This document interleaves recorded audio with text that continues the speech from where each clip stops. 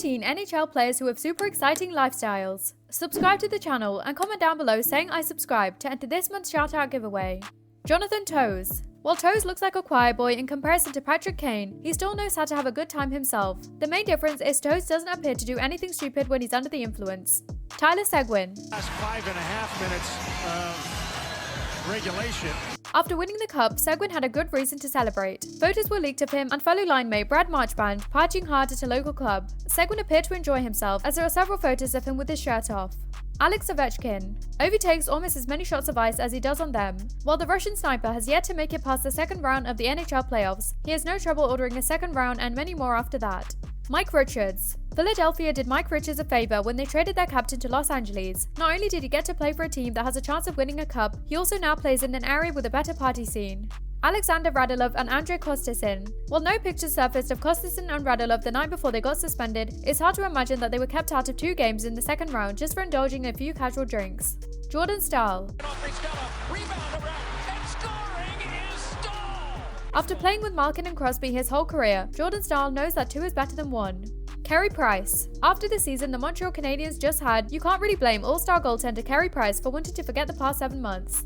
Jeff Carter. The other flyer who got traded for partying too hard, Carter, didn't get as lucky as Richards as he was traded to Columbus. Fortunately, the Blue Jackets were so bad they decided to start rebuilding, sending Carter to none other than Los Angeles. Brad Marchand. Sports Illustrated wrote an article about Brad Marchand in one of their February issues. While most of the article focused on him being a pest on the ice, they also mentioned that Marchand was too drunk to take part in an interview for their commemorative Stanley Cup DVD. Evander Kane. This place is pretty nice. So this is my penthouse. That's my best friend, my boy G. In an off-season, it's no secret that Kane loves to spend his time in Vegas, drinking with his buddies and making an appearance at some clubs. This is a guy that's going to give you what you need in a player: grit, dedication to the booze, and will even sacrifice his real job to party with the boys. This is not what any general manager wants to hear about their NHL player. In 2016, Kane was suspended for missing practice after getting into one with some NBA players at the 2016 NBA All-Star Weekend in Toronto. That's the kind of player I want. That is why Evander Kane gets my 5 spot. Dustin Byfuglien. Sometimes it's just easier just to knock him over than, chase him around. This 6'5", 266-pound defenseman is one of the best two-way players in the game. Someone who doesn't follow hockey and doesn't know what a two-way player is. It's someone who can guzzle a couple sixers of barley pops, as well as knock down the late-night cocktails. But I mean, if I was as big as a unit as Big Buff, I would probably be able to knock down all that booze as well. Big Buff has been known to spend his offseason not really giving a single.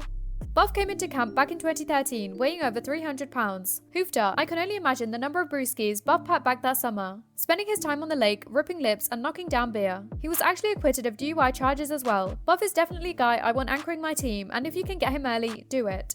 Brad Marchand. This pesky 5'9", 180-pound player is a player you hate to drink against and a player you want to drink with. This guy is going to be the hardest partier out there, and you should expect only the best from him. After winning the cup in 2011 with the Boston Bruins, Marchand went after the booze hard and often. Multiple pictures and videos surfaced of Marchand and his partner in crime, Tyler Seguin. The Boston Bruins had their own documentary to document the road to the Stanley Cup and the celebration part of it as well. Marchand was unable to provide an interview for the DVD commentary as he was too intoxicated. His dad had to sit him down and tell him to chill out. All that and still manages to be one of the best NHL players. That's the determination you want. Brad gets my 3rd pick. Patrick Kane. My oh my, was this guy close to having a number 1 spot. Kane is always in the mix when it comes to controversy. Okay, quick, who's the first person that comes to mind when you see this? NHL player intoxicated and assaults cab driver. Did you guess Patrick Kane? Now, I'm not 100% sure Kane was intoxicated when he and his cousin got into it with the cab driver, but the incident occurred around 4 AM over $15. So if I was betting a man, I would have to say who was in fact intoxicated. Now, this isn't the only time we've seen Kane drunk and up to no good. There was, of course, the Stanley Cup partying, limo partying, and of course Cinco de Mayo 2010. Kane loves the spotlight and isn't afraid to show his true colors, drinking with his shirt off, passing out at a bar in Cinco de Mayo. Lots of heart in this kid, lots of drive. With that, Patrick has my number 2 pick. This brings us to the end of our video. I hope you enjoyed it. Hit like if you did, and don't forget to subscribe to our channel so you don't miss out on any of our videos in the future. Also, watch the 2 videos that are on your screen because I'm sure you'll love them. With that, I'll see you in the next video.